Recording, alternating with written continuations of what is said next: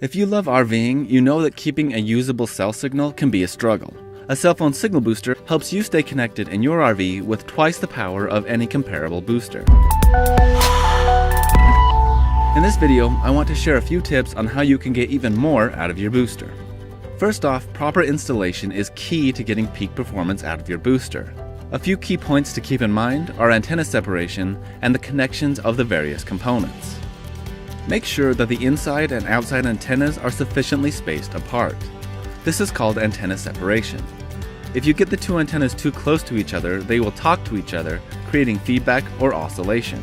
Your booster will detect this oscillation and limit its output power to eliminate the problem. This is a great feature, and your booster is still working just fine, but you could be getting even more coverage area. If you see red lights on the booster, that means it is experiencing oscillation, and it's cut back its gain or output power. Move the booster further away from the outside antenna until you no longer see red lights. Another simple tip is to make sure all connections on the booster are secure and tight. Ensure that all cables have a good finger-tight connection to minimize any loss and keep the booster performing at its best. As a side note, don't use a wrench to tighten the connections, as this could over-tighten them and break the connectors. A nice, solid finger-tight connection is more than enough. The next tip is about antenna placement. Get the antenna as high as you can. The higher the antenna, the more signal it is able to pick up, and results in a stronger signal inside of your RV. At the very least, make sure your antenna is above the roofline of your RV and clears anything on top like AC units and vents.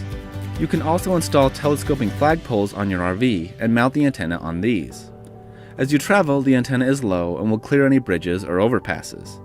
But when you get to your location, raise the flagpole and get the antenna high into the air for better performance. Getting the antenna up high allows it to clear obstacles like trees and hills, allowing it to gather more signal and give you a stronger connection.